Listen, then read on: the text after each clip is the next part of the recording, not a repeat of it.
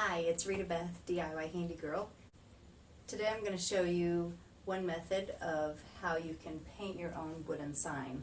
I'm not going to be doing this exact one, but it will be along these lines.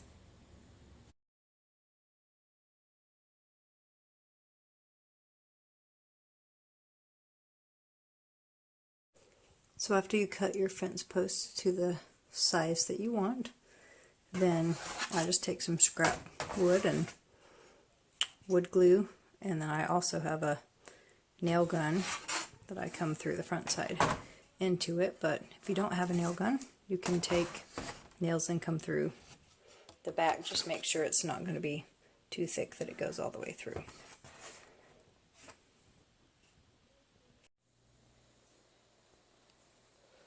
So when I'm getting ready to print the font to paint on the wedding sign or whatever kind of sign you're going to make, I just type it out in a couple different fonts to decide which font I want to use. Once I decide which font, then you're going to make it huge. And you just kind of have to play around with this. Normally I'll do this top section at like font size 350, and this bottom one might be closer to 200, and I'll just go ahead and print it. It's going to break it up onto several sheets of paper, and then I take that and lay it out on my board, and I might have to print it a couple different times to be able to get the right size.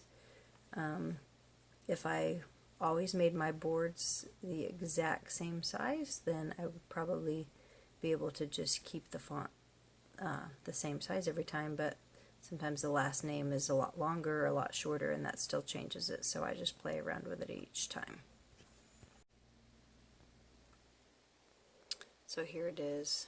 I've got this. I'm going to start out trying it at 365 for the name, and then the established, I've got it at 150. So we're going to try it out that way. I always choose landscape orientation.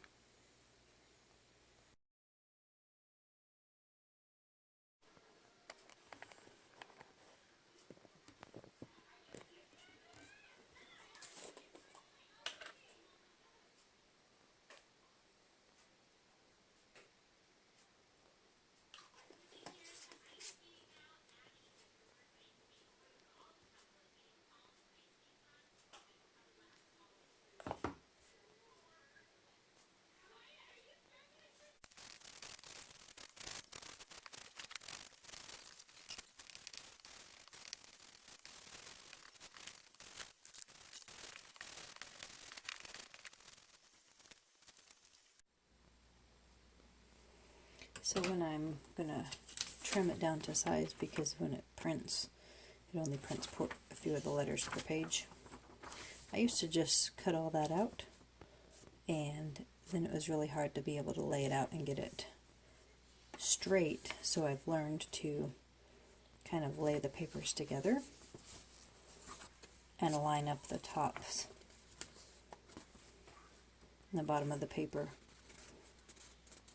and then I'm matching up this as I cut it off.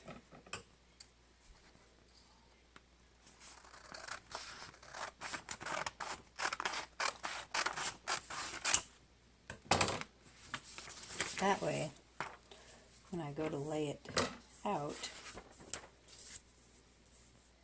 I can at least line up the tops of the papers and know that that's going to be straight, rather than just trying to eyeball all these little things going across.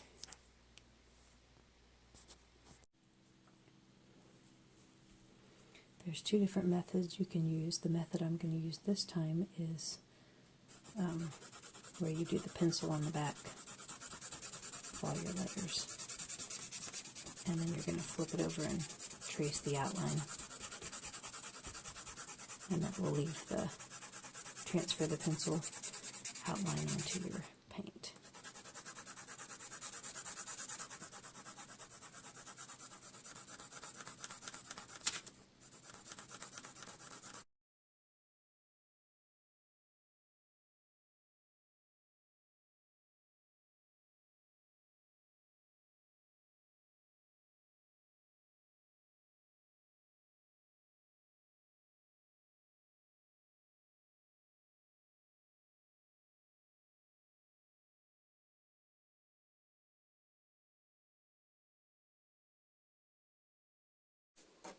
Right here I've got it painted, and now I'm going to lay it out. So like I said, I like to at least leave the top layer of the paper. That way it helps me be able to line it up evenly, because if I had just cut it around however I wanted, then I'm trying to make sure it's straight. So this is helpful.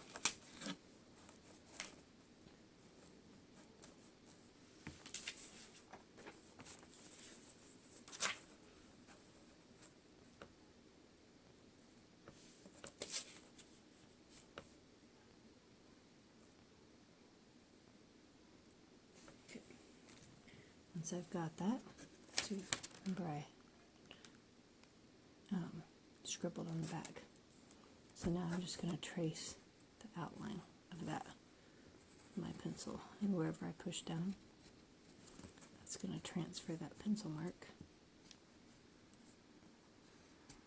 It doesn't have to be completely perfect, because when you paint it, you'll fix it.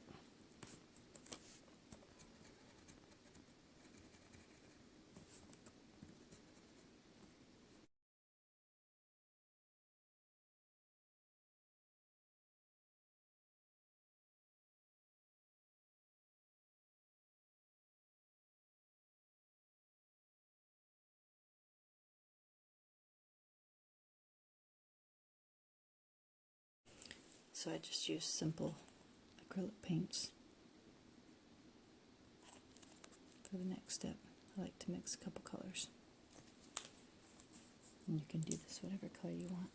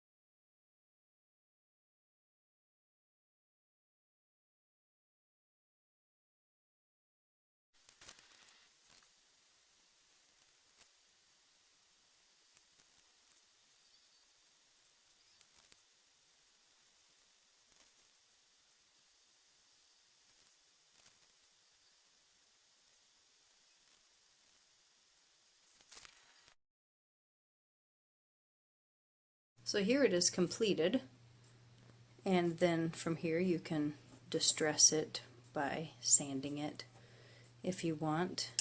Sometimes you can just take stain, a darker stain, and touch up the edges without having to sand it. That's just a preference thing of what you like to do, and of course you could paint the background or paint the letters whatever color you want. So this was the method of scribbling on the back and then tracing it. But another method I have used is do the same thing on the computer, but when you print it out, choose, I think it's in printer properties, to print it in mirror image, so it will come out backwards, and then you would lay it face down on there how you want it, and then you would take a paintbrush and dip it in water and kind of bring it out so it's a damp paintbrush, not soaking wet, and then you're going to brush across the back side of it, and that wetness is going to release the ink. And before you take it off, after you do that, then you're going to also, I just take a Sharpie with a lid on, or something that's not a sharp point, but trace the outline again, and then you would kind of scribble over it, essentially just to release as much of that ink as you can. So when you would lift it up, then it would be, it would not be dark like this, it would be a much paler version, but it would already have most of it on there for you. But even when I've done that, I still have ended up painting over it just to get the darker color that I wanted. But that's how I did this one that I've got in my dining room. I did it that way, and then I ended up painting over it still some. But those are a couple options different signs to do. So good luck with that.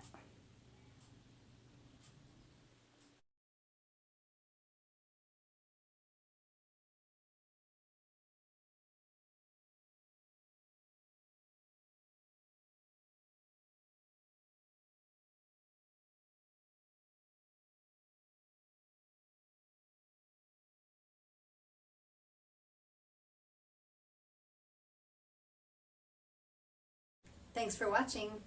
If you found this helpful, please like and subscribe.